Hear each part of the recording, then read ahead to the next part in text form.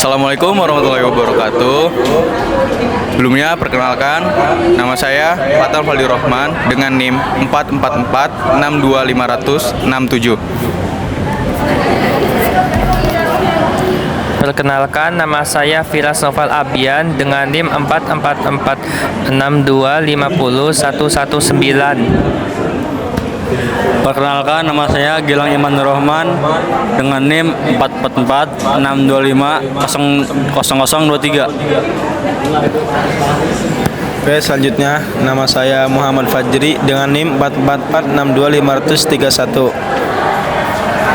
Perkenalkan, nama saya Zaki Muhammad Arkam dengan NIM 444625091. Jadi kami dari kelompok genetika. Di video kali ini kami akan membahas tentang genetika dan DNA. Oke teman-teman, jadi ilmu genetika itu cabang biologi yang mempelajari tentang gen, pewarisan sifat, dan variasi makhluk hidup. Dalam ilmu genetika, kita bisa mengetahui mengapa setiap orang itu bisa memiliki ciri fisik yang berbeda, seperti warna mata, warna kulit, dan juga tinggi badan. Jadi, ilmu genetika itu pertama kali dikembangkan oleh Gregor Mendel. Beliau adalah seorang ilmuwan yang melakukan percobaan pada tumbuhan kacang polong. Dari percobaan tersebut, Mendel menemukan bagaimana kacang polong tersebut bisa mewariskan gennya tersebut dari generasi satu ke generasi lainnya. Untuk mengetahui lebih lanjut tentang genetika dan DNA, mari kita lanjutkan ke berikutnya. Adalah molekul yang menyimpan seluruh informasi genetik makhluk hidup. Nah, DNA itu berbentuk seperti double helix atau tangga berpilin. Nah, DNA tersusun atas 3 komponen penting, yaitu gugus fosfat, gula deoksiribosa, dan basa nitrogen. Nah, yaitu adenin, timin, sitosin, dan guanin. Nah, dalam DNA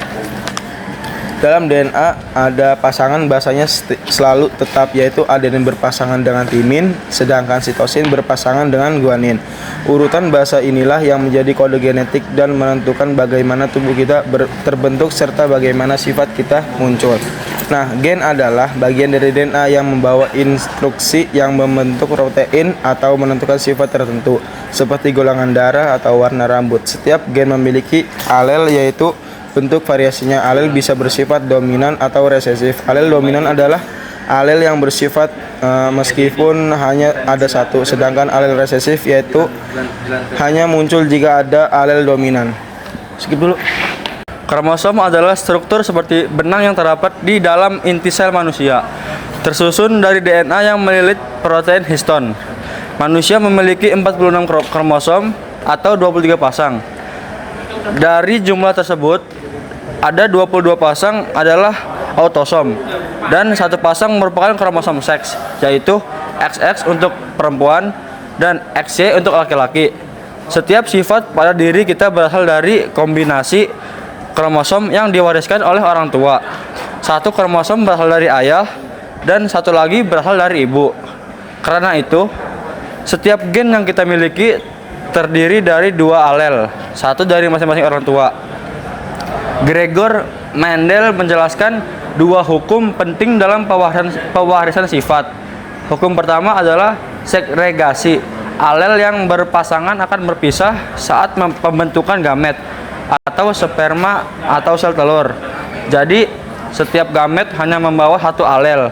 Ketika terjadi pembuahan, gamet dari ayah dan ibu bertemu kembali dan membentuk kombinasi baru. Hukum kedua, asortasi bebas. Pewaris satu sifat tidak mempengaruhi pewarisan sifat lain. Misalnya, warna bunga tidak menentukan bentuk biji. Inilah yang membuat kombinasi sifat keturunan bisa sangat beragam. Dari kedua hukum ini muncullah rasio persilangan yang terkenal seperti banding 1 pada persilangan monohibrid dan 9/3, 3/1. Pada persilangan dihibrid, rasio ini membantu memprediksi peluang munculnya suatu sifat pada keturunan. Udah. Genetika tidak hanya penting dalam biologi, tetapi juga memiliki banyak penerapan dalam kehidupan sehari-hari. Contohnya, 1.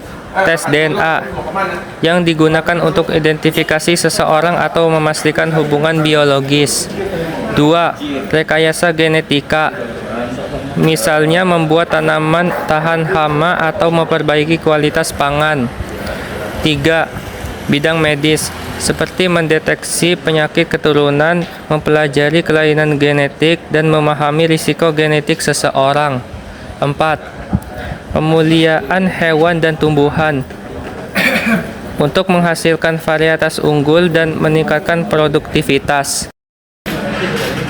Sebagai kesimpulan, genetika adalah ilmu yang mempelajari gen, DNA, kromosom, dan cara sifat diturunkan dari orang tua ke anak. Melalui hukum Mendel, kita mengetahui bagaimana alel bekerja dalam menentukan sifat suatu organisme. Ilmu ini sangat bermanfaat di berbagai bidang, mulai dari kedokteran, pertanian, hingga bioteknologi modern. Terima kasih sudah menonton video kami. Semoga penjelasan ini bermanfaat dan mudah dipahami. Sampai jumpa. Jadi mungkin segitu saja pembahasan dari kelompok kami tentang genetika. Kurang lebihnya mohon maaf. Wassalamualaikum warahmatullahi wabarakatuh.